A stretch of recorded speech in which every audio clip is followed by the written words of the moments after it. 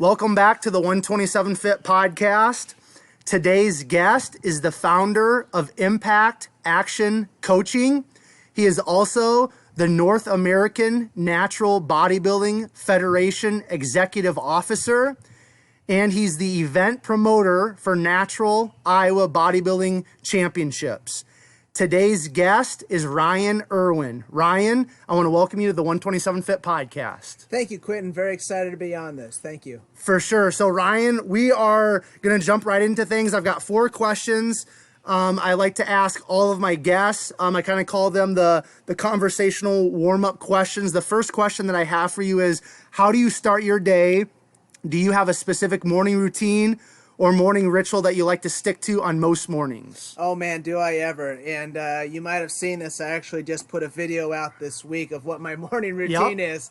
But it's something that I've done consistently for many years, and I've constantly changed it and adjusted it, but there's always been some mainstays. And the first thing I always do is I start my day in prayer. Now, a lot of people say meditation. For me, it's prayer. I think for me, it's probably the same thing, but, you know, I pray for, you know, my family. I pray for specific people. You know, I pray for myself as a coach to make a difference in people's lives, and just really start with, you know, that mindset of gratitude and giving thanks and asking for guidance, you know, and then from there, and that's something that's been a constant. I start that. In fact, I even I go straight from my bedroom into what I call my prayer closet, which is AKA the bathroom, just so I'm not interrupted and I can start. Then I go into my kitchen and I get myself some green tea to start hydration and get some antioxidants, some good properties there. And I read scripture, and I do that. And from there, I go into my office, and then I read a couple more devotions, and then from there, I start journaling.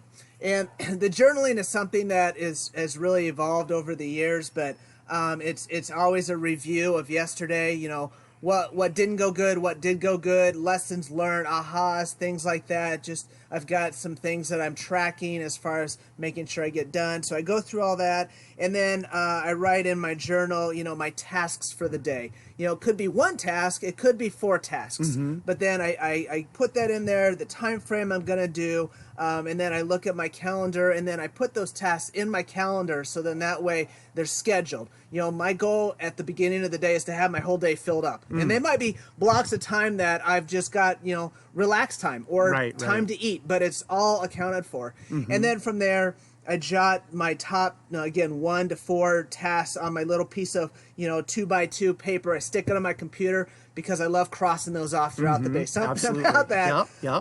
And so I do that. And then from there, I go into my my physical routine, which for me is some mobility drills for my shoulder. I've got a resistance band that I use, and I go through some exercises to get my shoulders loosened up. I also work on my adductors, my hip flexors, just whatever's tight. And I do that just to get my body woke up. And then from there, I eat my breakfast, you know, very good, solid, hearty breakfast. Love my coffee, my black coffee, John Wayne style.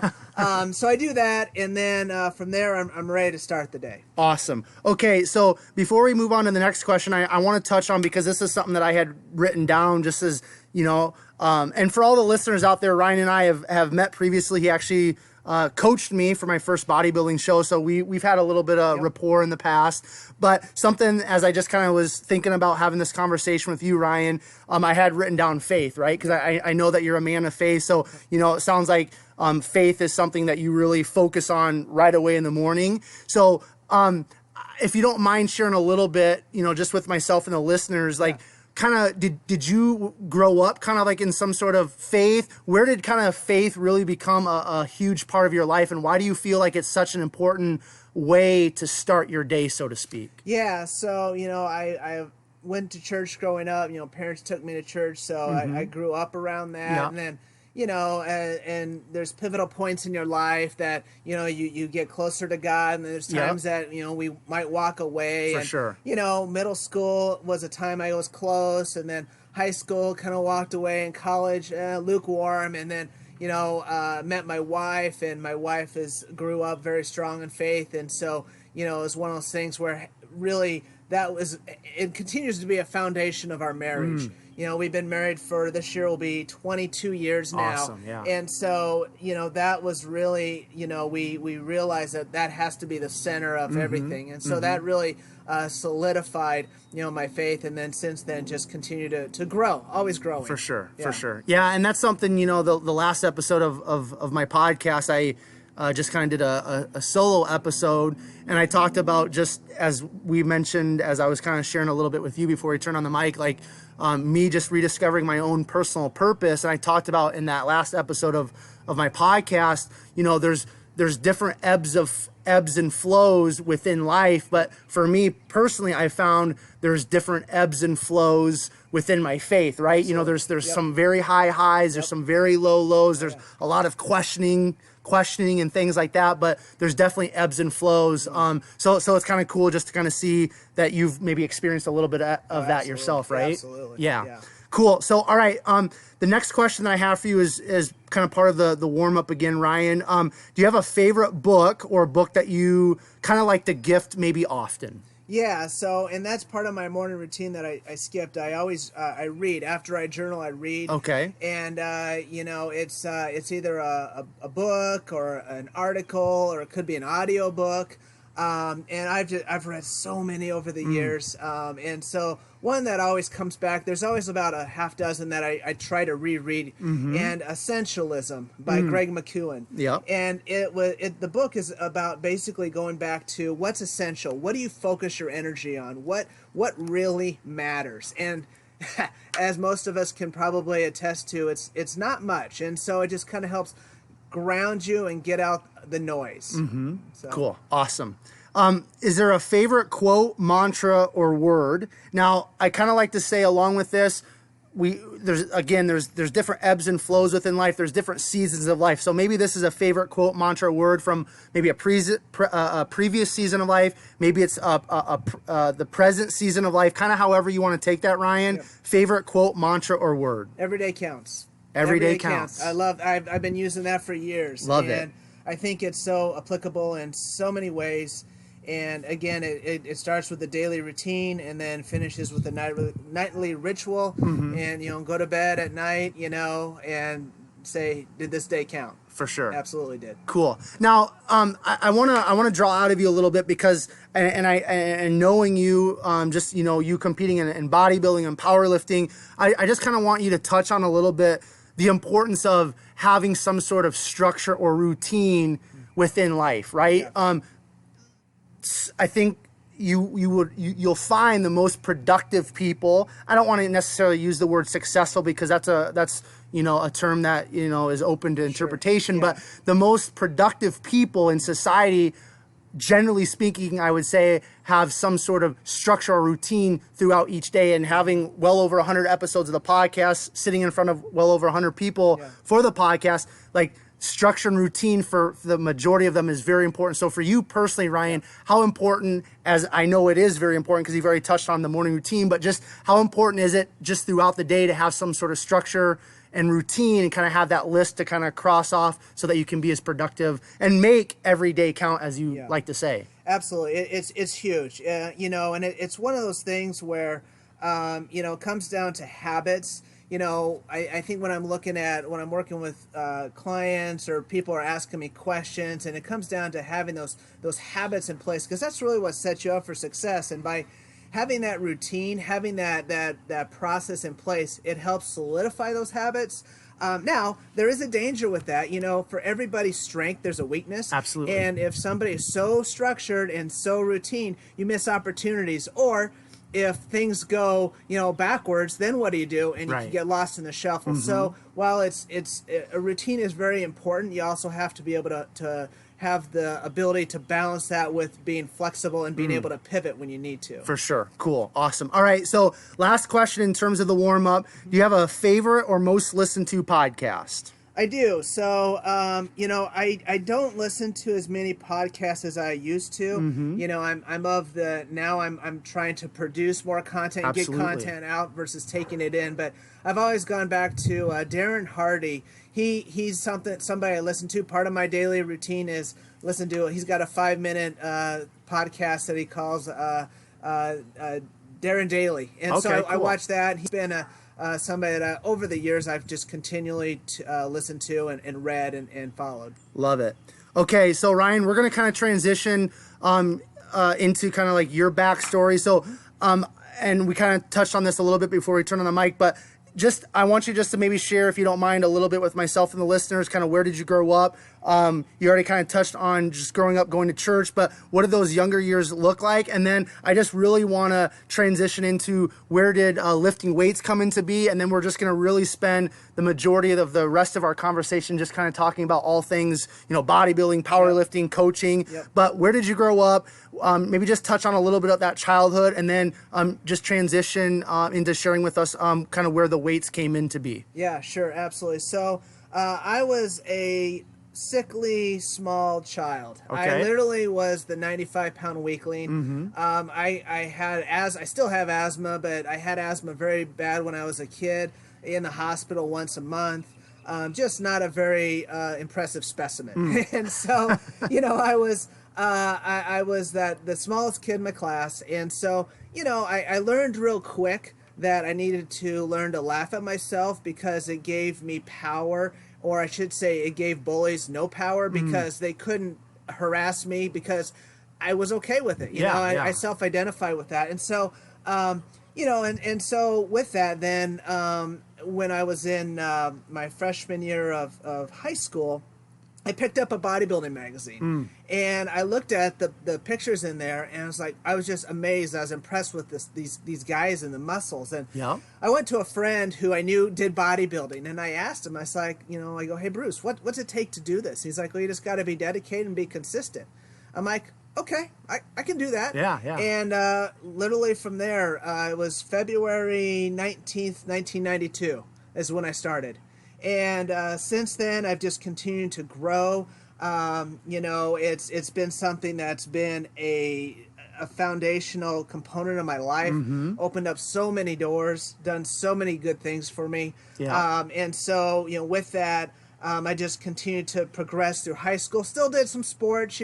I was never the stellar athlete, but I was always in the weight room.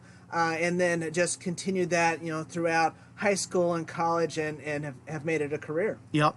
Okay, so I want to touch on kind of like post high school. So did you go to college? Where did you go to college? What did you study? Let's just touch on maybe those 4 years, or if you went to more college, but let's just touch on those years a little bit, and then we'll move on from there. Absolutely. So I grew up in Iowa, and went to high school at Saydell, small school, which was a huge blessing. And, I say small school, like not a city school. Right, yeah. And so from there, went to college, went to Iowa State. Cool. And I was a dietetics major. I was a dietetics major for about 3 years, because at that point, the iron bug and the nutrition bug had bit me. I knew that's where my future was. And so I thought dietetics was a natural fit. And then I got into the program, and then I realized that, well, dietetics is more, at that time, this was back in the early 90s, was more clinical, and so dietitians, they pretty much worked at a hospital setting. And I'm like, yeah, it's not really my jam. Yeah. And so I switched my majors to exercise and sports science, it's called kinesiology in a lot of places now. And that was more of what I was looking for. I got the exercise component, the training component. There was business classes associated with it. I didn't know what it was going to be doing at that time, but I knew it had something to do with that. Right, for sure. Yeah. Okay, now, I want to touch on just, talking about like kind of being always the small kid and things like that. Then you start lifting weights, going into high school and things like that. And I can relate, because like going into my freshman year of high school, I was 95 pounds. Like I did the powerlifting meet at the Iowa State Fair, and I weighed in at 95 pounds, going into my freshman year of high school. So I was just a little guy. But but for you personally, how did the strength training and lifting weights and all of that, because like that's the thing, like you mentioned it, and people that are going to listen to this, they might not understand like you and I do, bitten by the iron bug, right? Like that's terminology that I use, but somebody that's not into the lifting weights and the bodybuilding, the powerlifting, they're like, what does that kind of mean? But because I have my own journey, right, and my own story with all this. But for you, what did specifically lifting weights and kind of getting into that culture, what did that do for you as a young boy, but then also, you know, getting into college and turning into a man, like, and we're going to continue to expound on like how it's been a part of your life even up to this point in your life, right? As a grown man, it's what you do, coaching and all that. But what did that culture, as you stepped in that iron culture, what did that do for you again as a boy, but then into that, you know, stepping into adulthood? You know, lots of things. I mean, I think I'll start first with the health side of it. You know, it helped me control my asthma. You know, it helped me become a more healthy individual. You know, I physically put on good weight. I became more robust, if you will. And so the visits to the ER didn't happen. You know, I started eating well, which just then compounded and just continued to help me grow and succeed in you know, sports and life in general. But I would say probably even more so was what it did for me emotionally and mentally. I mean, it gave me that self-confidence. You know, it was one of those things where, you know, people recognize that, hey, this kid's got some discipline, you know? And so it was one of those things where you just continue to have those, I guess you could call it affirmations that, hey, I'm doing something here and I feel proud of myself. Right, of course. You know, and it was, I could see physically the changes that were occurring. And then, you know, when you started, I did my first bodybuilding contest when I was a junior in high school. Wow. And so, you know, as a junior in high school, you step on stage, and if anybody doesn't seen it, you know, bodybuilders wear like basically less than your average underwear. Yep. And so when you do something like that, it gives you the confidence, and it helps reduce fear. You know, every time you step into something unknown, it's scary, and when you conquer that, it gives you that again, that self-confidence. So great point. I got to the point where I wasn't afraid. I wasn't afraid of taking risks. I wasn't afraid of putting myself on the line. I wasn't afraid of failure. And all of those things have contributed immensely to where I am today from what I learned from the sport. Cool. Awesome. Okay. So, college, you switched your major, graduated. Now, did you just end college with just your undergraduate, or did you go on and get more education? No, just undergrad. Okay. Yep. So, let's just talk about then a little bit, you know, post-college, like what did you get into in terms of like career-wise? Just unpack that a little bit. Yeah. So my wife and I, we got married young. I was 21, she was 20, and I actually had a year left of college. Okay. So we got married, and then you know, I commuted back and forth to school, and then I actually when I graduated, and we had our first child on the way. And so I was like, okay, Irwin, you got to make some money. You know, you don't have time for some trial and error here. So I actually, my degree had that business emphasis. So I actually went and focused on that, and I actually got into management. And one of the internships I did was with Walmart. Oh, cool. And so I was like, well, Walmart's done pretty good for themselves. I could probably learn a thing or two. Sure, yeah. And so I learned business through that, and then I did an internship, and then they offered me a management position. And so I actually worked for Walmart for a couple years. Oh, cool. And, you know, I always knew it wasn't a long-term deal, but it paid the bills. Of course. And, you know, throughout all of that process, of course, I'm still doing bodybuilding on the side, you know, competing and training and learning and things. So I continue to pursue the management, the business side of things, while kind of doing the bodybuilding as a hobby. And then from there, again, I knew the retail was not my life or my long-term thing. So I got into, from there, I took a job in transportation, and I was a manager in a transportation terminal for a while. Again, I knew it was a long-term deal, but paid the bills. Yep. And then I got into banking. And so I was a banker for about 5 years. And again, all of these things that I learned retail from Walmart. I learned how to deal with people in transportation. I can tell you this, like, truck drivers are amazing, and I love them, and they're one of the bloodstream of America. Absolutely. But they're working with them and communicating with them. You learn some things.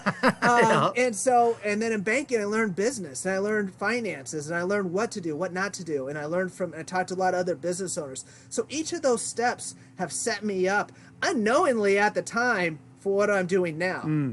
And so at that point, when I was a banker, then one of my sponsors for the bodybuilding competition that I was promoting came up to me and said, hey, Irwin, you ever thought about getting in this industry full time? And that's kind of where it started. Okay, so I wanna touch on just because you mentioned you got married young and you have 2 kids and things like that now. But I want to touch on just kind of like the relationship side of bodybuilding and being kind of like in this sport, because there's a lot of discipline, there's a lot of focus, there's a lot of just everything that goes into not just training like quote unquote as a bodybuilder, but competing. Like that's a whole different thing, right? So how has like bodybuilding and all of that, and if I remember correctly, I think Mandy, your wife, she's done some competing in the past, right? Yep. But in the beginning of kind of like your guys' relationship, and I just want you to share this for maybe some of those younger listeners that maybe have a girlfriend or boyfriend or something, and maybe they're struggling with the balancing act, so to speak, right? But how did you guys kind of like, talk about or figure out how you were going to do the bodybuilding and the competing, working full time? You got the marriage, you had a kid on the way. Did you guys really have to sit down and kind of like have some focused conversation about how this is all going to tie together? Actually, it all happened pretty naturally, and I even told my friends, like when I was in high school and I had already knew this was going to be my lifestyle. I said, I've got to marry somebody who's into fitness. I'm like, that's not going to work otherwise. Right, yeah. And that was when we met. That was one of the conversation points. That was one of the things we hit off, and we both, she grew up as a dancer and she's taught dance and she's a very talented, athletic individual, and so she's always worked out, and then so it was just a natural fit, and then. We've had home gym equipment, so we've always usually had some piece of training equipment at our house. So, as we had, kids and stuff, and so then that way we could manage that. And again, going back to when I was working retail, crazy hours, and so we would always find a way. It was never a question. It was just we did it, and we it's the way we were. And same thing with the nutrition. She was always eating healthy, and so it was kind of a lifestyle. We already had the lifestyle before we were met, and it cemented it that much more. Perfect. All right, cool. Now, before we move on from kind of some of the the jobs that you had to pay the bills, just kind of maybe thinking back to the Walmart and working with the truckers and the banking and those type of jobs. What's because you said you learn different things from all those different jobs, which we all do if we're open to learning. But what's maybe one takeaway, one lesson that you really from those jobs, that were just paying the bills, now to working kind of like, in the position where it's like it's your passion and you love what you do. What's something from those jobs that still kind of you hold on to in this pursuit of the life that you're building and living right now, Ryan? Oh man, that's a great question. I think there's 2 things that I would probably say. One is being able to ask questions, and I think the second part is listening and learning based on how those questions are answered. Absolutely. I think communication and being able to talk to people is a big part of that, because I think that's the common theme through all of those different jobs is, being able to communicate and then being able to receive those lessons and being open to them. Awesome. Those are lessons that I'm learning we as we speak, So, and that's the cool thing about the podcast, because I can carry on a conversation with the best of them, but just having these in-person podcast conversations with people, it literally forces me to listen. And that's something that it's just like when you listen, you learn if you're open to learn. Absolutely. If I'm always talking, if I'm always telling somebody, if I'm always like yakking, like you can't listen. If you can't listen, if you're not listening, you can't learn. Right. So that's something I'm definitely learning. So that's very valuable. Now, in your younger years of strength training and lifting weights, was there a mentor or maybe a couple people, maybe you don't use the word mentor, but a couple of people that were very influential in maybe teaching you how to lift, or maybe helping you prep for your first contest or your first powerlifting meet? Are there a few people that you would like to maybe just share with us that were very impactful in those younger years for you? Absolutely. So my first mentor would be my high school wrestling coach, Sean Hall. Coach Hall, he was I learned so much from the sport of wrestling, and of course I was doing this while I was into bodybuilding, but it learned discipline. You know, I learned to push myself beyond what I thought I was capable of, and he demonstrated that. I mean, he was in there in the wrestling room, in the gym. He was always in the weight room. I mean, he demonstrated it, and so, you know, just being able to push us and then also show us how it's done. I mean, I learned, I think, and this carries me through my bodybuilding career, discipline with training, discipline with nutrition. And I really give a lot of that to wrestling. That taught me a lot. I would say another mentor was Phil Schultz. So he's some of the Des Moines old school guard will know Phil's name. He's crazy. He's amazing. He's a specimen. But he taught me just intensity. You know, he taught me how to train and how to push yourself mentally in the gym, and just continued to help me grow. He actually was the one who got me ready for my first bodybuilding contest. So he kind of helped continue to introduce me to the sport. And then I would say another one would be Scott Dickerson. Scott was the promoter and president of the NAMBF at the time, and you know, he was really the first person that, you know, I learned about what competitions is all about, and I was very fortunate that years later, after I'd been competing, you know, he came up to me and invited me to his house and said, "Hey Ryan, would you be interested in being a promoter?" And he took me under his wing, taught me so much, and, you know, about the sport, about running an organization, about, you know, just being compassionate, and really just helped me develop into what I am today as a promoter, and really in a lot of places as a coach and a business person. Beautiful. Okay, we're gonna transition into the promoting side of things, but I want to touch on you competing specifically in bodybuilding. So and you already kind of mentioned you were a teenager when you first started competing, but just talk a little bit about like what was like that first experience, because you mentioned, like, you know, you're in less than underwear, you're in front of all these people, and there's bright lights, you can't really even see the people from the stage or whatever, and you're going through all these poses and all this stuff. It's a very unique culture to say the least. But what was like that first competition like? And then I want you to talk about just maybe your competition history a little bit as a bodybuilder, and then we'll talk a little bit about kind of like the powerlifting, and then we'll get more into kind of like, you know, the promoting and the coaching. Sure. So one of the hardest things I've had to do in my life was tell one of my mentors, Coach Hall, that I wasn't going to do wrestling my junior year of high school. Instead, I was going to focus on bodybuilding and competing. And this is Iowa. Wrestling's kind of a big deal in Iowa. And he kind of looked at me like, "What are you smoking?" You know, and I'm like, no, I knew that at that time, as a mature and grown sophomore in high school, I knew this wasn't going to do the rest of my life. And I wanted to do it once when I was in high school. And so anyway, he's like, "Okay, fine, whatever." And so I kind of, at that point, it's like, okay, I had to prove to him that I was going to do what I said I was going to do. And so, you know, I trained hard for it, you know, got on stage, I was scared, but at the same time it was just such an adrenaline rush. You know, it was so much fun. I got up on that stage, and everybody, you know, you hear the crowd cheering, and you get these pictures, and you know, I compete as a natural bodybuilder, and you're drug tested, and you're like, okay, everybody here is on the same plane, on the same level. And it was just it's like, this is something I can do for the rest of my life.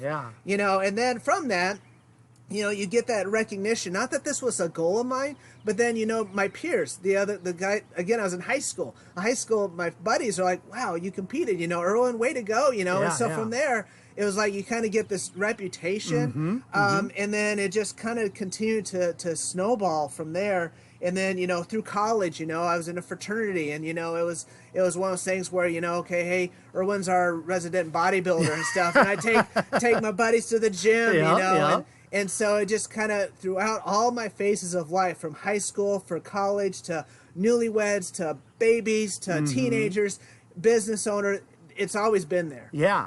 It's literally your identity, right? In all these different seasons and phases of life, it's like Ryan the bodybuilder, or Ryan the guy that goes to the gym all the time, right? Okay, now in terms of like becoming a professional like bodybuilder, things like that, now you have like at least one professional card, right? In an organization. So I know you're a very humble guy, but I want you to just talk about, like, when did you turned professional, and just kind of like some of those experiences, because like, you know, I know, you know, sometimes we don't like to talk about ourselves, but just, you know, for the sake of the listeners and just this bodybuilding, you know, iron journey, I want you to talk a little bit about just some of those ups and the downs of the competing, but just maybe, you know, the joys and thrills of becoming a professional, and what does that look like? Yeah, so again, I started in 1992 when I was like first touched a barbell for real. And trained, and then 1993 was my first competition as in high school. I was 16 years old, barely 16, and so I did that, and then I competed most years. There's a couple times I took a year off or so, but you know, throughout all of those that journey, and finally, well, there's two steps. One, in 2005, I won my first overall title, and that was in Illinois, and it was at that point, up to that point, this was kind of just for fun, you know. Right. But when I won the overall, I was like, oh, there might be something here. I can maybe take this to another step. And I'm going to just interrupt you really quick. For the people that don't know, what does it mean to win an overall? Sure. Because you and I understand, but some of the listeners won't understand when you're saying, oh, I won my first overall, which it's a huge deal, but what does that mean, Ryan? Yeah, so when you compete against people, other guys in your own class, you know, weight class, height class, age class, whatever. And then they take those class winners and then they put them together to compete against each other. Perfect. And so I won out of everybody. Yeah. And so at that point, it was like, oh, wow, okay, time to get serious. Yeah. And so that was 2005, and I still have that poster hanging on my wall. And then it took me 4 years after that of just coming so close, you know, just, you know, a second place, or maybe I missed the overall title, or maybe, you know, just the stud shows up. And so 4 more years, so 2009 is when I actually finally won my pro card in Chicago. Awesome. And it was surreal.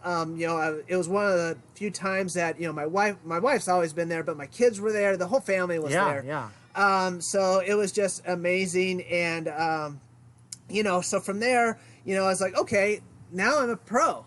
And so that's a whole nother level. I'm not a genetic specimen. Right. I never was. Yeah. So if we rewind, if you do the math, it took me 17 years to get my pro card. And I don't even know how many competitions, probably at least 20 or 25. Yeah. And so for me, it was just, it made that so much more satisfying. You know, sometimes you'll see somebody with amazing genetics, they step on stage for the first time and they win the whole thing. And you know, you're like, man, that's amazing. Right. But part of me feels bad for them because they never had a chance to experience the journey. Right. You know, and they almost don't even know what they have or can appreciate it. So from there, once my pro card, I got that. I competed on the pro circuit. I still do. So far, my best placing was in, I think it was, oh man, I want to say it's 2011 or 2012 maybe. I placed 5th in St. Louis. Cool. And so 5th or 6th, I can't remember, but I got a medal. Yeah, I there you go. I Yeah, medaled, yeah. and so or you know, got on the platform, or however you want to call it. But you know, for me, that was a huge deal, just to be competitive in the pro ranks. You know, and I know I'm realistic. There's a ceiling. I'm not the guy that's going to go out there and win the overall title in a pro show. I'm just not genetically ready for that or able to do that. But just to be able to hang. That to me was a huge landmark. Beautiful. Okay, now I want to touch on because you mentioned competing naturally, right? Yeah. So a lot of people that may be listening to this at some point, they see like you and I have, you know, you pick up, not really anymore, but back in the day, you would pick up a magazine, right? Muscle and Fitness, Flex, all that stuff. Yeah. And, you know, but that's kind of, I think, what really drew, you know, probably both of us initially. You pick up a magazine, you see a poster of like Dorian Yates, Ronnie Coleman. And I mean, it's just, it blows your mind. It's like, can we really look like that? And when you're young, like you think you can do all that, whatever. Yeah. But then as, you know, you kind of step behind the curtain, you begin to read, you begin to learn, you understand that there's, you know, enhanced bodybuilding, there's, you know, drug-free bodybuilding, there's all kinds of different things that go into quote unquote bodybuilding. Yeah. And a lot of people just see the stuff on Instagram, they see the stuff in the back in the day in the magazines.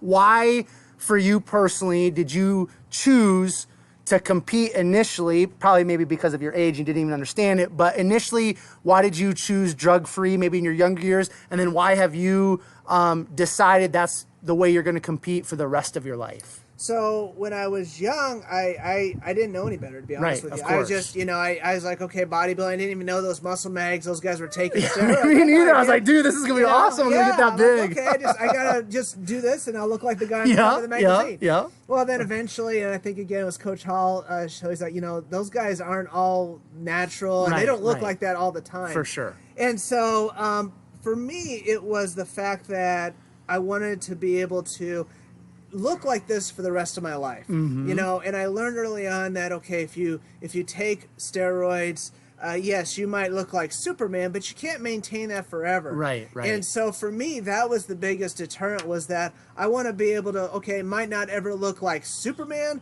but I look like I train. I look like, okay, that guy works out, and I want to be able to do it for the rest of my life.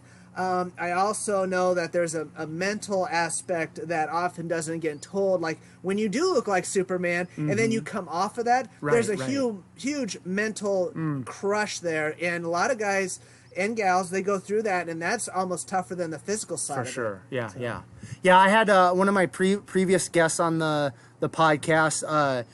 She's no longer, she stepped away from the IFBB, but she's IFBB Pro, women's physique, and she got second at the Olympia, I believe back in 2016. And, our conversation was about 2 hours or whatever. But she really talked about, I asked her before we turned on the mic, and then we really got into it during our conversation on the podcast, like, can we talk about the drug use, the anabolics and things like that? She's like, absolutely. But, she was just talking about like bikini competitors, using more drugs than she was as a women's physique competitor, which carries a lot more muscle, right? So it's just really fascinating to hear different people's stories and why they choose to do certain things and why they don't. But that's something, for myself personally, it's just like, because like when I was younger, like I was like, man, like it's very appealing. For me, it was like, dude, like I want to get bigger and stronger and all this stuff. But then it's just like, what's the long-term effects of this? And but the biggest thing that I always went back to, Ryan, is like,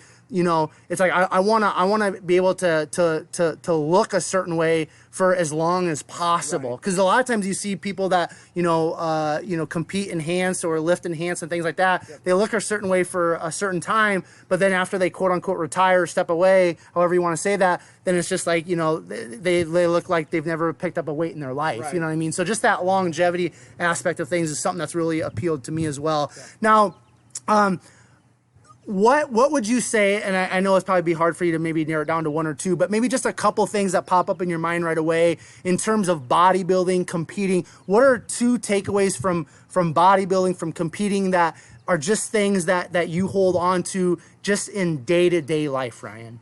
So I think the biggest thing is just the discipline, the discipline and consistency. And, I think that those are two of my strengths, and, it carries on into everyday life. For sure. One of the hardest things about bodybuilding is the nutrition side, being able to, diet, being in a calorie deficit, being hungry and having the discipline not to cave, and still training hard, and those are the things that carry me through the grind when some other obstacles come up my way, whether it's, family, business, whatever you want to call it.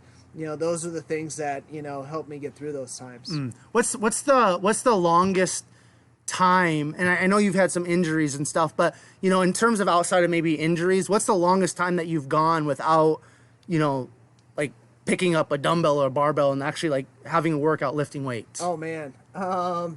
That's a great question. I don't know that I ever have. I mean, since I've started, I mean, do you ever take like a week off though, like a deload, really, something like that, or not? Usually. I mean, I'll certainly cycle my training, and I will deload, but I continue to train something. Because I feel like when you train, you're pumping blood into your muscles. That helps the healing process.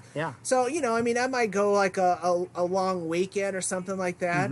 But typically, probably not more than 3 or 4 days if I go on a vacation. So, cool. I love it. Okay, I want to talk about powerlifting a little bit. Okay, because I know you've done awesome in powerlifting. So, and that's completely different than bodybuilding. So just talk about, first of all, for maybe some of the listeners that don't understand powerlifting, what it is, talk about like when you actually compete in a powerlifting meet, you know, just share what the 3 lifts are, and then just talk a little bit about your competition history, why you transitioned a little bit into powerlifting, and how do you balance the bodybuilding and the powerlifting, because they are 2 different things. So how do you kind of tie both of those together? Yeah, so in high school, I did my first bench press meet, and that was a lot of fun. I enjoyed that, and I didn't really do it anymore for quite some time after that. But in bodybuilding, it's different sports, but there's a lot of similarities because you're lifting weights, you're doing your basic lifts, which is your squat, your bench press, your deadlift. So you're training similarly, and so I was always fairly strong at a few lifts, and I was like, that's good, that's just part of it. And then one of the things about bodybuilding is you can't compete as frequently as maybe you'd like to. Right. Because you need to give your body a break to grow and mentally to repair and all that. For sure. So I found powerlifting as something that I could do in between bodybuilding competitions. And so it was one of those things where I would get ready for a diet down for a bodybuilding contest, and then from there, I would, after the bodybuilding competition, I'd start to, let's add more muscle, let's add more strength, and I would start focusing on powerlifting. And so then I would get my strength levels up, and then I would compete in some powerlifting meets. And the powerlifting, I mean, you have to be careful there too. You can't compete too much. Right. Break yourself down. But I would do these powerlifting meets, and I do them until I hit my personal record, and it typically was about that time when it's time to get ready for another bodybuilding show. So I diet down, try to maintain my strength as best as possible, and then compete in bodybuilding. Now, I'll be the first to say, by doing that, it didn't help either sport. Right. I mean, it didn't make me the best bodybuilder, and bodybuilding didn't make me the best powerlifter. For sure, yeah. But I was able to keep both sports and have fun and play in the sandbox. It wasn't like I was doing something completely different, but it allowed me to, again, just enjoy it and have fun. Cool. Now, what's something in terms of kind of like powerlifting, kind of like this, a similar question to bodybuilding? I know the discipline, the consistency, those are going to be both things for life, but for bodybuilding and powerlifting. But what's maybe something powerlifting gives you or has taught you, maybe that's a little bit different than, let's say, bodybuilding? Yeah, I would say the mental side of it. In powerlifting, you have to physically go on to a platform in front of maybe not hundreds of people, but a large crowd. You've got judges flanking you, looking at you, and you've got all that pressure. And then within that, you're going to hopefully lift a weight that you've never done before. For sure. Hit a record and do it in a way that, the judges are going to give you a green or the, 3 white lights. So it puts, when you are in that pressure, and anybody that competes in sports, name your sport, feels that pressure. Right. But the pressure to perform like bodybuilding, when you compete, you're flexing on stage, which, for bodybuilding, the mentally taxing part is getting there.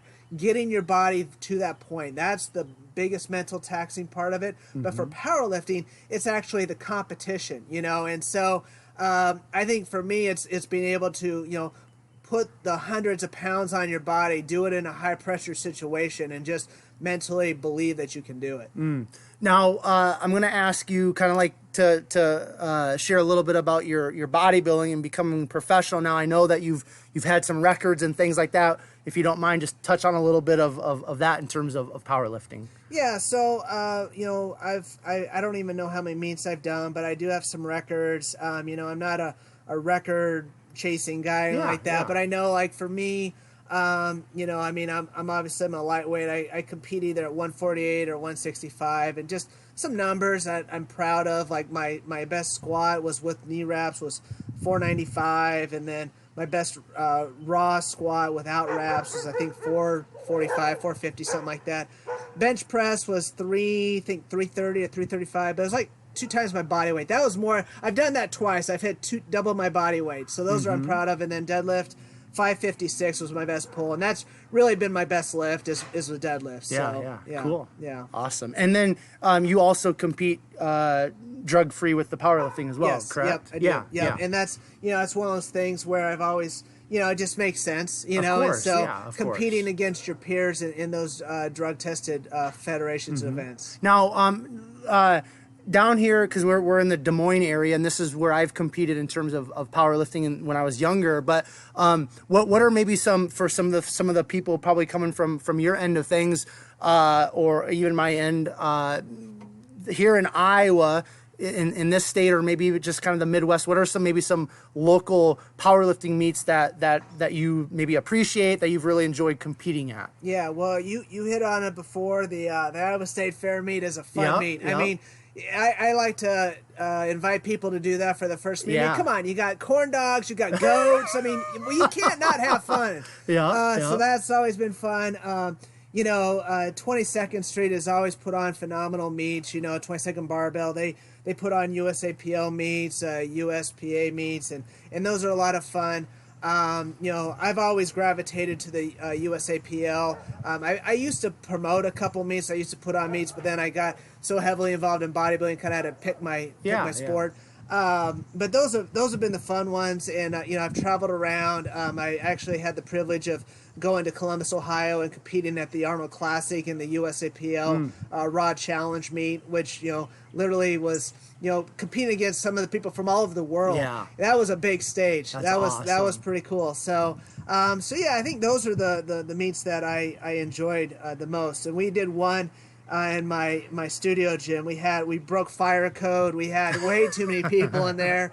But it was just a blast. It's just like an old school, let's see how much you can lift. For sure. Yeah. Awesome. Okay, now before we get into the promotional side of things, I want to touch on kind of just the injuries, because I know it seems like just following you on social media the last several years, there's been an injury or two, right? And I think I broke my leg playing football in high school. That's like the worst injury I've ever had. But just for people that are like you and I, very like type A and driven and just like, getting after it every day, like that has to be kind of a tough spot, right? So just touch on maybe some of the more serious injuries you've had, Ryan, and then just maybe touching on, I'm sure the mental side of things is where, there was probably some challenges for you. So just touch on kind of like maybe some of the mental challenges and how you just really work through that. Because maybe somebody that's going to be listening to this, they're dealing with an injury right now and they're just like really struggling. So just maybe talk about how you worked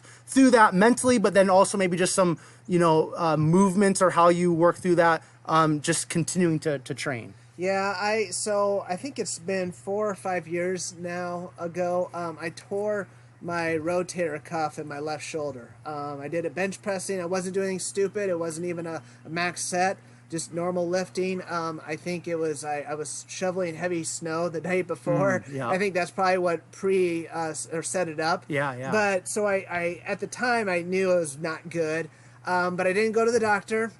So I was like, all right, well let me see what I can do. Let me see how I can heal. And so, I did what I could to rehab it myself. I did have enough brain sense to go to a physical therapist. Yeah. I went to a physical therapist. I said, hey, here's where I'm at. Here's what I like to do. Can I heal? Can you help me? And they said, yep, we'll do what we can. And so they helped me recognize the injury and the mobility and the things I needed to do to strengthen my rotator cuff, improve my range of motion, to train smartly.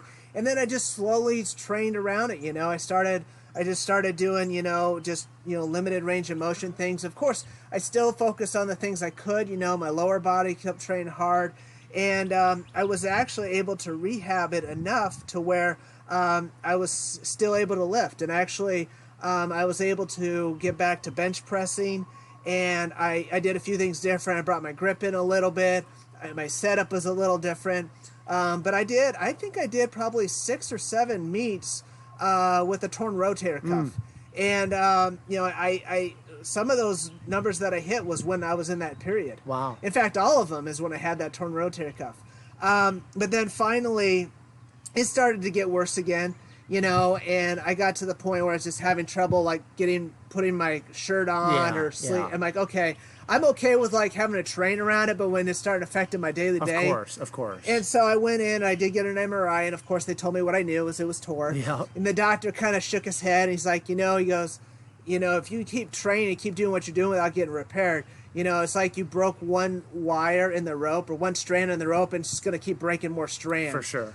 So anyway, I got that repaired. It took about a year or so to rehab it. Probably took longer than it should have because it happened so long ago, so it was pretty tight in there.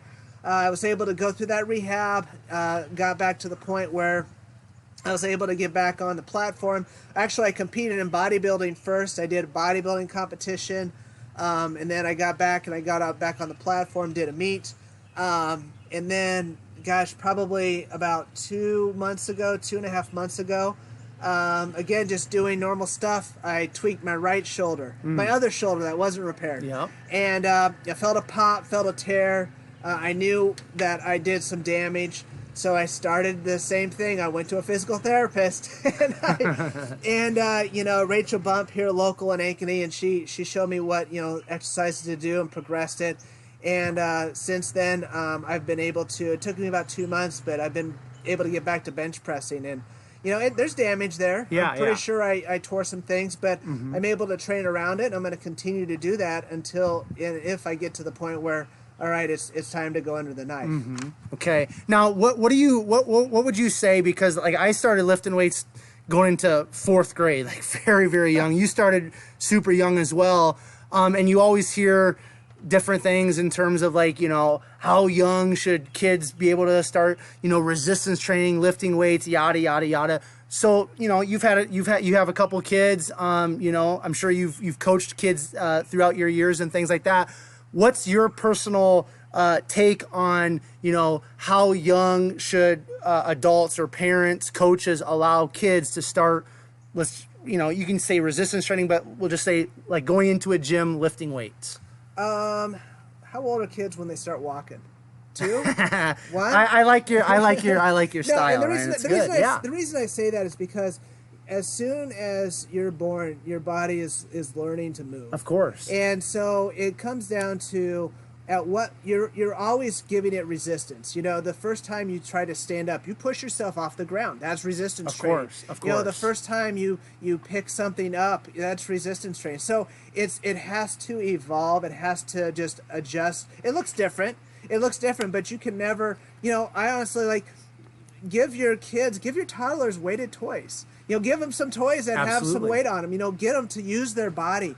When they're in elementary school, get them active, especially in this day and age, And then I would say, I guess if you want to call it traditional, quote unquote, weight training, I think in middle school, once you start seeing those they're going through puberty. Yep. I think that's really the key, because at that point, their bodies starts changing. And that's when there's a huge potential to really take advantage of that. Yeah, of course. The only time that I've had steroids in my system is when I was in middle school, because the middle school testosterone level's off the chart. For sure. And so you harness that as much as you can. So I really think but again, that has to be careful. Yep. It has to be done right. Of course. And I think having a good coach, having somebody there that can take you under their wing and take you in the proper steps is crucial. But I don't think there's too early of an age to start.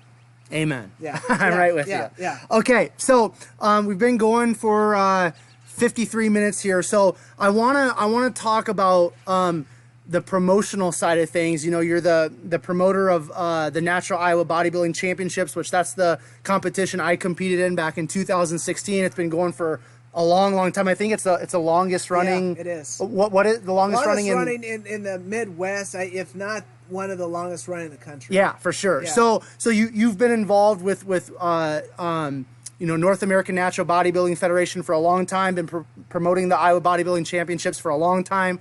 You kind of already alluded to how you kind of got into the promotional side of things, but I really want to spend most of the rest of our time talking about promoting and coaching. First of all, the promoting, because I've had different people on here that are bodybuilding coaches, competed in bodybuilding, but never really touched on the promoting side of things. And me being a part of the show that you promote, I had an awesome experience. So I want you to talk about you know, like kind of what goes into behind the scenes of putting on a bodybuilding show, because it's just like anything else in life, you know. You don't really know what goes into it, owning a business or, you know, running this or running that, until you actually are a part of it, right? So just talk about, again, maybe just refresh us quickly how you got into it, what were those first years like, and then kind of just like, you know, touch on like what it has become, because I know now with all the different divisions, and maybe talk about how many competitors you had back in the day and now where we're at today. So I just kind of want you to share a little bit about the Natural Iowa Bodybuilding Championships and what kind of goes in terms of behind the scenes of promoting. Yeah, so again, I was very fortunate in having Scott Dickerson show me the ropes. And, you know, before that, I competed in bodybuilding for, I don't know, maybe 10 years or something. So I started as a competitor, and I think that's one of the key factors is if you start as somebody, if you're the customer, if you have that customer experience and then you turn around and you're giving that customer, you know as a customer what you want. Absolutely. And so as a competitor, I knew, okay, here's what a bodybuilding competition is all about, you know, and I've been doing so many different kinds. I had a lot of different experiences.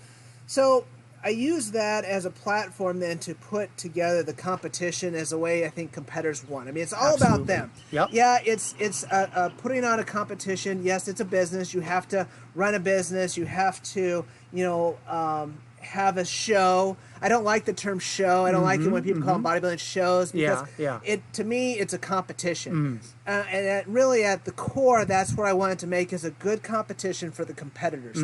I want it to be fair, which we drug test and we treat everybody the same. I want it to be a good experience. So organizing, you know, setting expectations, they get what they know is coming, and just having that consistency year after year.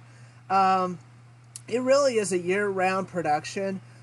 You know, I've been fortunate and been promoting for, gosh, I don't know, 15 years maybe. But, you know, I've got the venue locked in. You know, you've got to have your venue locked in. You've got to, you know, make sure your logistics at the venue, your backstage, your technical director, your light, your sound, all that has to be in play. You have to have a good staff on hand. You have to bring in good judges, quality judges. You know, you have to have people helping out, volunteers. You have to have people, you know, taking tickets and handing out posters and just all kinds of things. You know, you have to be able to get the word out. You know, you have to market.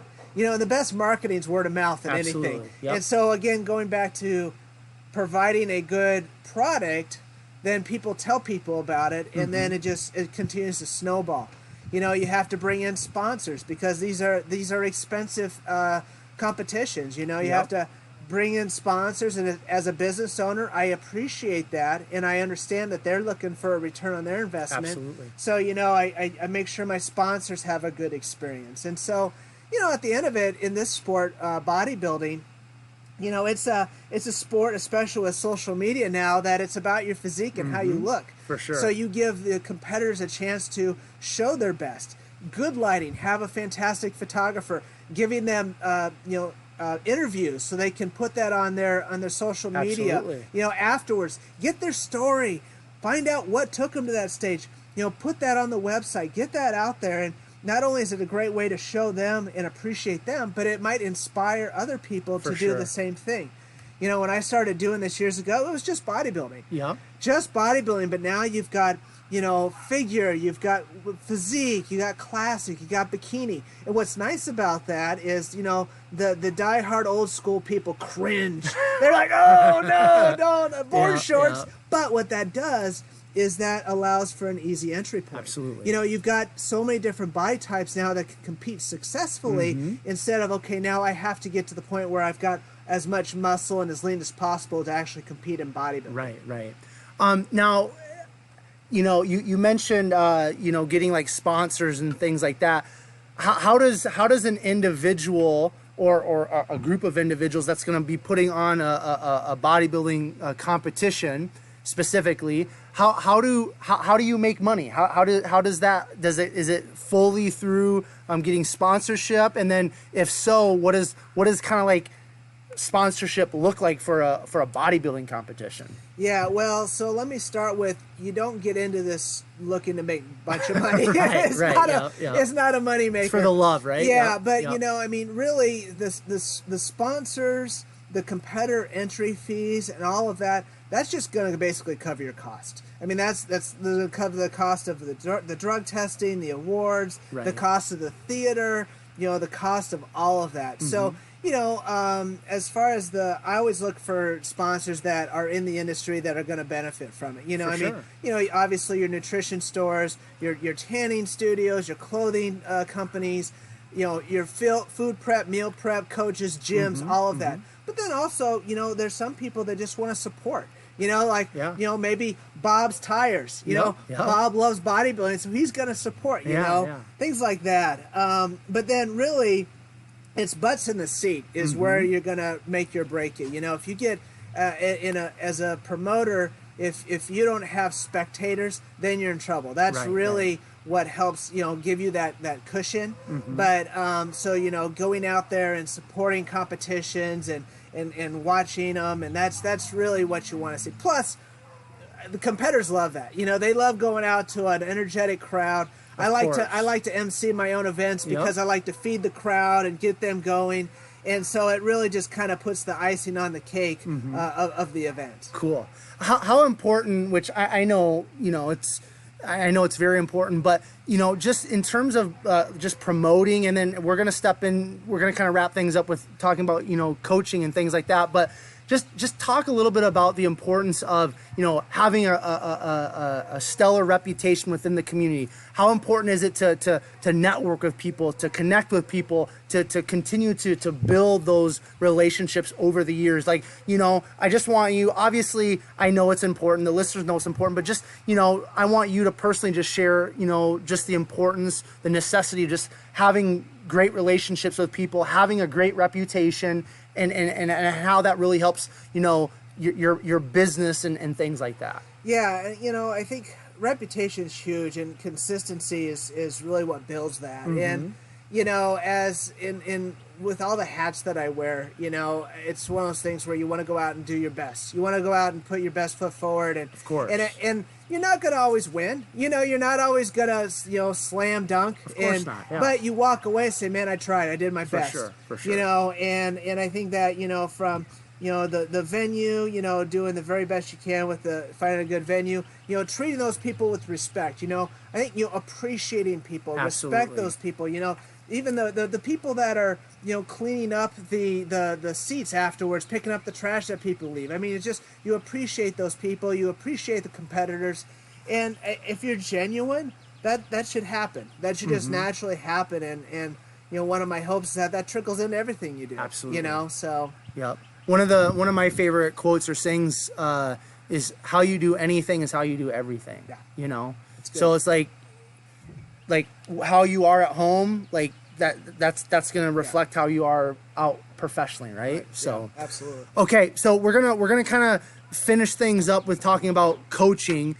So, you know, you have impact action coaching. So first of all, I want you to kind of just, you know, share a little bit about why you kind of named your coaching services impact action coaching, and what's the meaning behind that for you personally, Ryan. But then I just kind of want you to talk about, like, you know, what type of coaching do you do? Do you specifically just do bodybuilding, powerlifting? Do you help you know, soccer moms, you know, stay-at-home dads? What does your coaching look like? And then just, you know, just talk about maybe some of the details of what that coaching is. Is it nutrition? Is it training? Like, just, you know, unpack a little bit of what impact action coaching is and the services that you provide.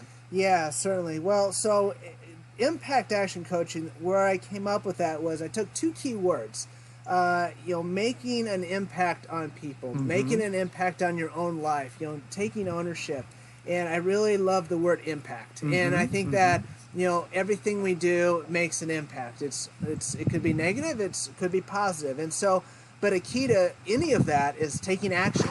And so it's great to have, you know, grandeur delusions of things that cause motivation and things like that, but it's until you actually physically do something, that's when things happen. And so basically you take action on things that make an impact. You know, it goes back to the book I mentioned, Essentialism. It's taking the core things. Don't waste your time on the things that don't matter.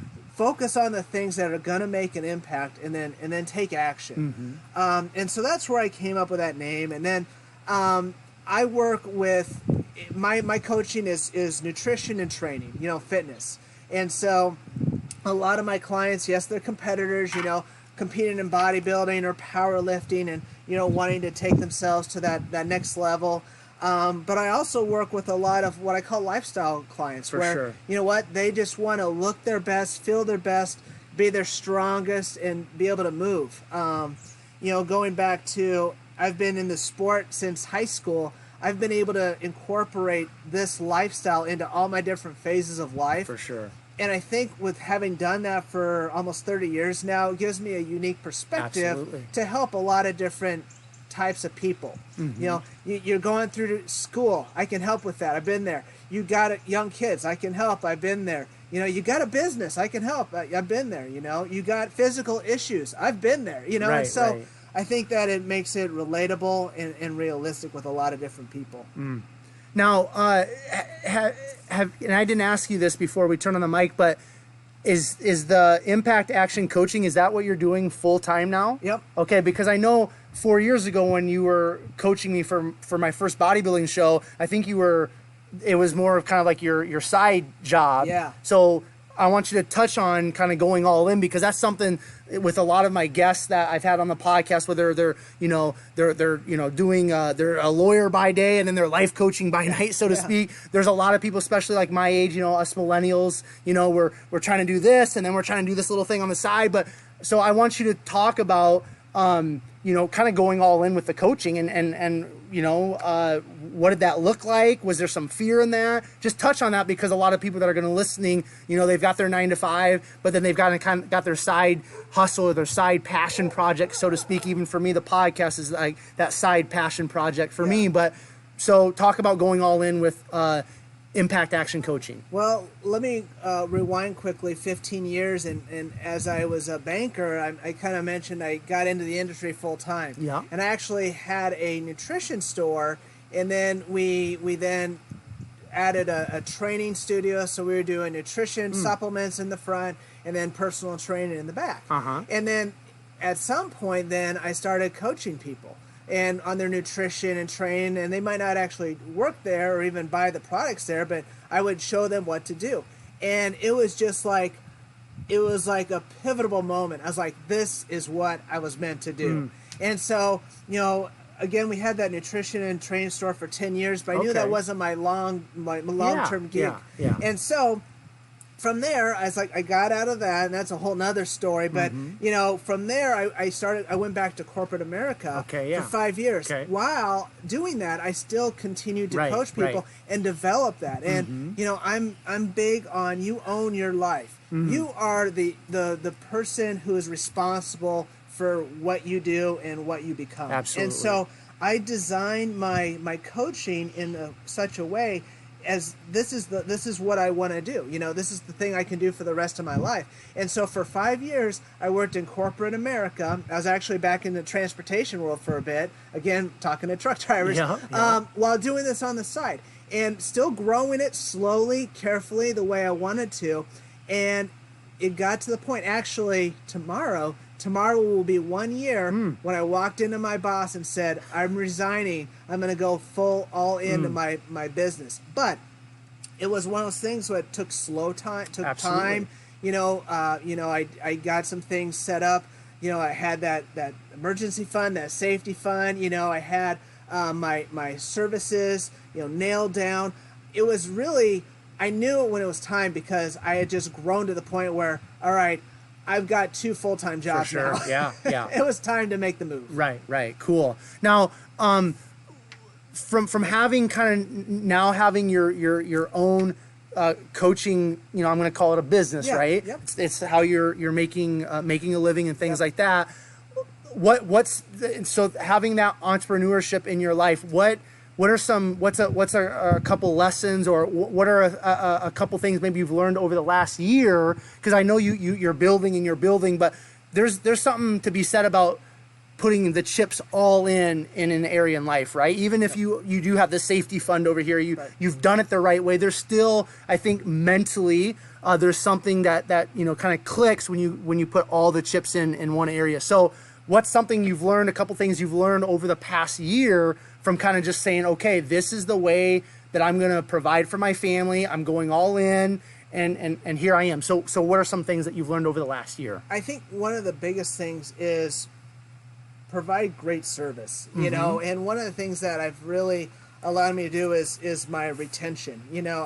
I mean, over the years, I mean, I've been coaching individuals for almost 20 years now, and throughout all that, you're going to have some that don't see progress, don't get results, or you just don't mesh. Of course. And that's fine. But in the majority of your clients, if you can provide a great service and they enjoy working with you, that's how you continue to grow. And Absolutely. in any business, you have to have retention. And so by doing a good job, making sure you're thorough, again, like I mentioned, listening, being able to listen to people and learn and help them. I think that's one of the biggest things.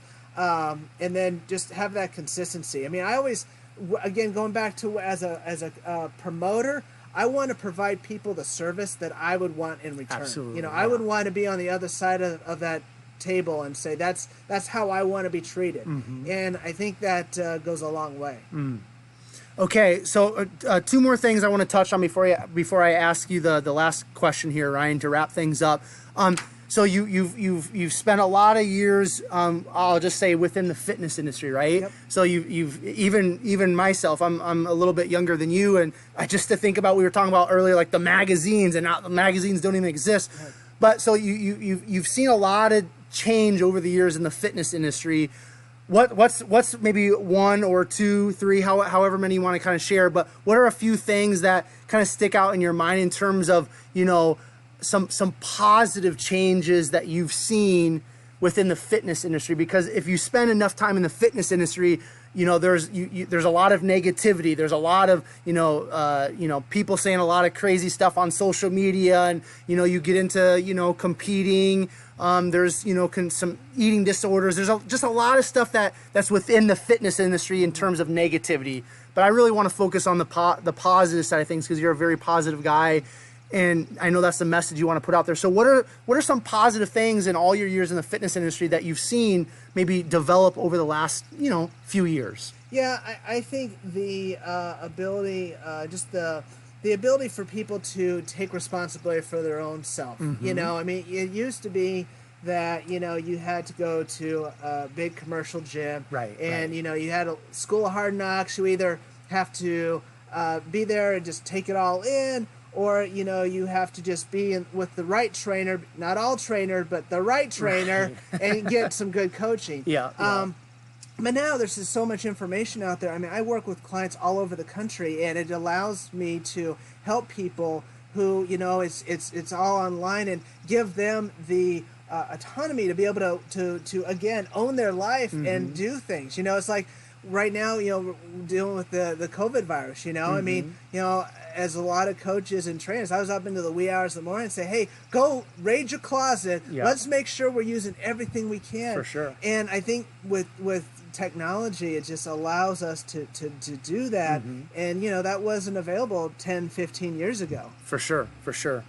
I want to give you kind of an opportunity, which I try to do this with all my guests. We've already talked about, your wife, Mandy, and stuff, but that's something else I had written down on pre-conversation. We talked about the faith, but then I have family written down, because I know, you're a family guy. That's a huge part of who you are. I follow you, like I've mentioned previously, on social media. I know, you have dates with your wife, and, your kids are a huge part of your life. I see that on your social media. So I just kind of want to give you the platform. I want to give you the opportunity to just talk about the importance of family, the importance of, being a dad, and just kind of like what that means to you as a man. Oh yeah. It's one of those things where, I'm blessed. I've been, again, married for 20 years, and it's been just kids and all that. I can't say enough about it, but right. It's one of those things where it's been a foundational thing, and it's not for everybody, and I'm careful to not think that it should be for everybody. My life's not for everybody, but it's always been one of the centers of me. And there's things that I've either chosen to do or chosen not to do because of, my family, and I mean, I work hard, I work a lot, and it's always one of those things where what's scary is I could do more, but I don't because I've got family time, or I want to do this event, and things like that. And so it's a perspective or a lens that I've constantly fed things through. Like, again, as I'm designing my life, my career, it's like, okay, through that foundational stuff, it's not about things, it's about the family and the people that you love. Going back to that essentialism, right? Absolutely. Yeah. I love it, man. Yeah. Okay. Is there anything, we've had a very thorough conversation. Before I do ask you the last question, is there anything that you would like to leave with the listeners? Is there anything that you kind of want to share? Maybe, kind of a last message, final message, anything that you want to touch on before we wrap it up, Ryan? Yeah, I think the only other thing I want to mention is just, is just, again, going back to what we started with, kind of is the importance of faith. I mean, that's one of those things, going through the ups and downs, through the hard times, having that hope, knowing that, God's got this, it's in control, especially right now with the times that we're living in with the virus going on, I mean, having that hope and having that faith, I don't know how I could do without that. And again, that's where I center my marriage on, and that's really what everything comes down to. So it's not about me. It's not because of my efforts. It's not because of how disciplined I am. Right. It's not how hard I worked. It's because of that, and that's really where I want to leave that part of it. So I love it, man. Yeah. And that's something, and I don't know if you know this or not, but and for some of the listeners that are, this is the first time they're listening to the 127 Fit podcast, the 127 127 Fit stands for a Bible verse, James 1:27, and that's something, I've talked about the ebbs and flows of my faith, but as far back as I can remember, kind of like with the lifting weights at such a young age, the faith has been something that I've really held on to, and without my faith, without God, without Jesus, I know I wouldn't be anything, So I appreciate you sharing that, because I love that message, and that's something that's very important in my life. So just the last kind of the wrap up question I have for you, Ryan, with impact action coaching, I want to just kind of ask you, what is that impact that you kind of want to leave, when your time's up, if you kind of want to use, the word legacies thrown around a lot, but, just kind of tying in with your coaching services, what's that impact that you want to have, that you want to leave when your time's up? Made a difference. A difference in people, in my community, in the kingdom. Made a difference. Perfect. Now, if somebody's listening to this, if there's somebody that wants to find out, if they're here in the Des Moines area, if they're outside of the Des Moines area, but if they want to find out more about you, just kind of follow along your strength journey, if they want to find out more about your coaching services, if they want to find out about the show that you promote, the organization, all of that type of stuff, if you wouldn't mind sharing with myself and the 127 Fit podcast listeners, Ryan, where can people follow along? Where can people find out more information about you and what you're doing? Man, I'm all over the place, but I would say probably the one center location would I'd send them to my website, which is impactactioncoaching.com. And from there, you can find me on all my social media channels, and you can get lost in any rabbit hole you want to. But you go to my website, you'll get. That's a good place to start. Okay, cool. And I know just something that I want the listeners to know. I know just like on your Facebook page, probably when you kind of went all in with the coaching thing, I know you do. Maybe it's once a week, maybe it's twice a week. You can clarify for me here in a minute, but I know you do the live Facebook. I think it's Q&A. Yep. So you're really consistent with that. Yep. Where I know on your Facebook, but is that like once a week? Is it bi-weekly? What are you trying to accomplish with that? Yeah. So again, going back to consistency, yep. Once a week, every Monday morning, I do a weekly Q&A for 5 to 15 minutes, and these are questions from clients, conversations.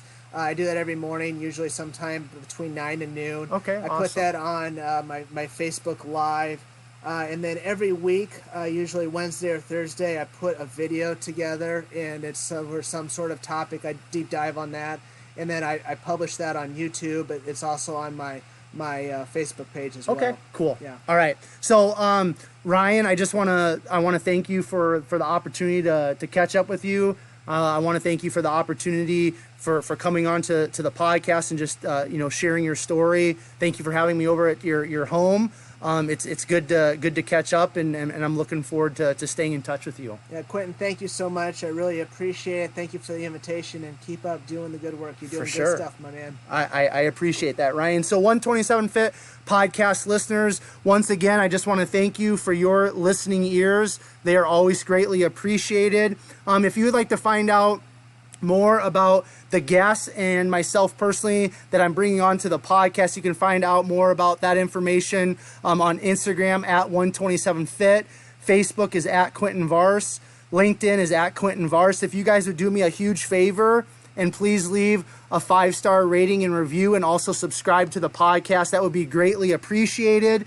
If you think you would be a great guest, or if you have a friend or an acquaintance you think would be a great guest or guest for the 127 Fit podcast, please feel free to send me an email or give this email out. The email is 127fit@gmail.com. And as you guys are finding great value in a specific episode or episodes of the 127 Fit podcast, as I know you are, I would just ask another huge favor of you. Take that specific episode or episodes that you're finding that great value in and share it on your Facebook and Instagram stories using the hashtag #BeSomeoneToFollow. And per the usual, I will leave you guys with Proverbs 24:10, which states, "If you faint in the day of adversity, your strength is small." This time, until next time, I will catch you guys later.